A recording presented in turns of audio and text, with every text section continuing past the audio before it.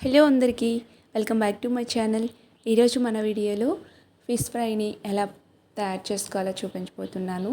మసాలాస్ దీన్ని ఎలా పట్టించాలి, ప్యాన్కి స్టిక్ అయిపోకుండా మంచిగా ఫ్రై అవ్వాలంటే ఎలా చేయాలి అనేది ఈ వీడియోలో టిప్స్తో సహా మీతో షేర్ చేసుకుంటున్నాను అనమాట.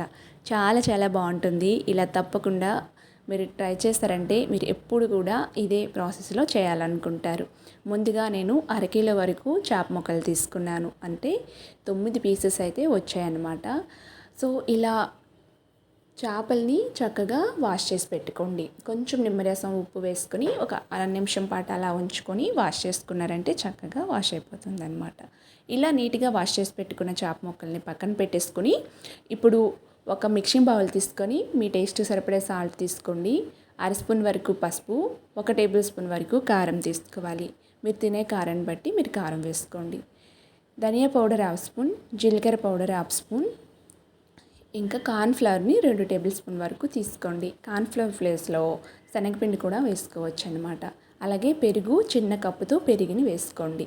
సో ఇవి వేసుకున్న తర్వాత ఇందులోనే అల్లం వెల్లుల్లి పేస్ట్ని కూడా ఒక 2 టేబుల్ స్పూన్ వరకు వేసుకోండి.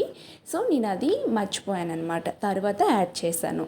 సో అల్లం వెల్లుల్లి పేస్ట్ కూడా మీరు వేసుకొని బాగా మిక్స్ అయ్యేటట్టుగా మిక్స్ చేసుకోండి.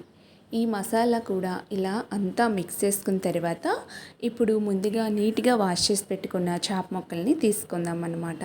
చేప ముక్కలు మీరు మీడియం సైజు తో కట్ చేసి పెట్టుకోండి. అప్పుడే చేప ముక్కలు ఫ్రై చేసేటప్పుడు కూడా చాలా బాగుంటాయి అన్నమాట. సో నేను ఇప్పుడు ఈ మసాలాస్ని ఇలా మిక్స్ చేసుకున్నాను కదా, వీటిని ఇప్పుడు నేను చేప ముక్కల పైన వేసి బాగా రఫ్ చేసుకుంటూ చేప ముక్కలకి అంతటి కూడా మసాలా బాగా పట్టేటట్టుగా ఇలా చేత్తో మిక్స్ చేసుకోవాలి. అందులో వేసి కూడా చేసుకోవచ్చు.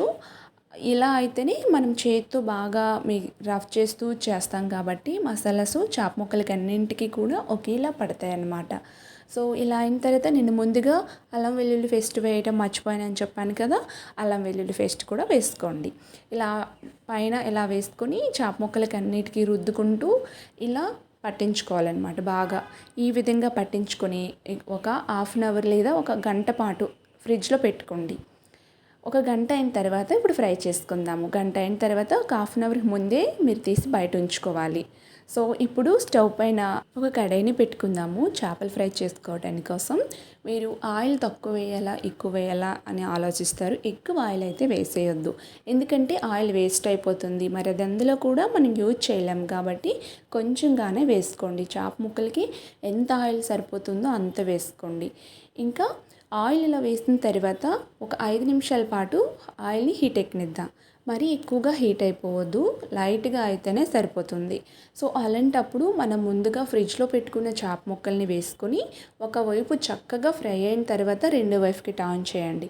వేసిన వెంటనే రెండో వైపు తిప్పుతాము అంటే అవి ప్యాన్కి స్టిక్ అయిపోతూ ఉంటాయి అన్నమాట. అయిపోయి ఇంకా చేప ముక్కలు విరిగిపోయినట్టు వచ్చేస్తుంది. సో అలా అయితే చేయొద్దు. సో కొంచెంసేపు అయ్యాక ఒక 5 నిమిషాల పాటు అలా ఉంచుకొని స్టవ్ని మీడియం ఫ్లేమ్లో పెట్టుకోండి. అప్పుడే ఫ్రై చక్కగా అవుతాయి అన్నమాట. రెండు వైపులు కూడా మీడియం ఫ్లేమ్లో స్టవ్ని పెట్టుకొని రెండు వైపులు మంచి కలర్ వచ్చేంత వరకు ఫ్రై చేసుకొని అప్పుడు టిష్యూ పేపర్ పైన వేసుకున్నారంటే ఎక్సెస్ ఆయిల్ ఏమైనా ఉంటే పేపర్ అనేది పీల్చేస్తుంది అనమాట. సో కొంచెం ఆయిల్ని ఇలా చేసుకొని మీరు వేసుకోండి. అన్నింటినీ కూడా ఆయిల్లో నుంచి ఈ విధంగా తీసుకోండి. మరీ ఓవర్గా ఫ్రై చేసేసిన మంట ఎక్కువ పెట్టేసిన చేప ముక్కలు తొందరగా కలర్ చేంజ్ అయిపోతుంది, లోపల వరకు మనకి ఫ్రై అవ్వదన్నమాట. సో ఇలాంటి చిన్న టిప్స్ని పాటించండి, చాలా బాగా వస్తాయి అన్నమాట. సో అన్ని మసాలాస్ అస్సలు ఆయిల్లో మసాలా పడకుండా కొన్నిసార్లు మనం ఫ్రై చేసేటప్పుడు ఆయిల్లో మసాలా పడిపోయి మొత్తం అంతా కూడా చాలా ఆయిల్ అంతా మాడిపోయి చాలా దినుగా అయిపోతుంది అనమాట. అట్లా కాకుండా ఇంత ఆయిల్ వేసుకొని ఫ్రై చేసుకొని ఒకవైపు కొంచెంసేపు ఫ్రై అయిన తర్వాత రెండో వైపుకి టర్న్ చేశారంటే చాలా బాగా వస్తుంది. మిగతా ముక్కల్ని కూడా ఇదే విధంగా ఫ్రై చేసుకొని ఒక పేపర్ ఉన్న ప్లేట్లోకి ఈ విధంగా తీసుకున్నారంటే అస్సలు ఆయిల్ అస్సలు ఉండదు, చాలా బాగా వస్తాయి అన్నమాట. ముందుగానే ఒక టిష్యూ పేపర్ పైన వేసుకుని తర్వాత మీరు సర్వ్ చేసుకున్నారంటే ఎక్సెస్ ఆయిల్ ఏమైనా ఉన్నా పేపర్ పీల్చేస్తుంది. సో ఇంతే ఫ్రెండ్స్, ఈ వీడియో మీకు నచ్చిందా? అయితే ఒక లైక్ చేసి మీ ఫ్రెండ్స్ అండ్ ఫ్యామిలీస్కి ఫార్వర్డ్ చేయండి. ఇలాగే మరెన్నో టేస్టీ వెరైటీ రెసిపీస్ కోసం నా ఛానల్ని తప్పకుండా సబ్స్క్రైబ్ చేసి పక్కనే ఉన్న బెల్ బటన్ని క్లిక్ చేయండి. Thank you.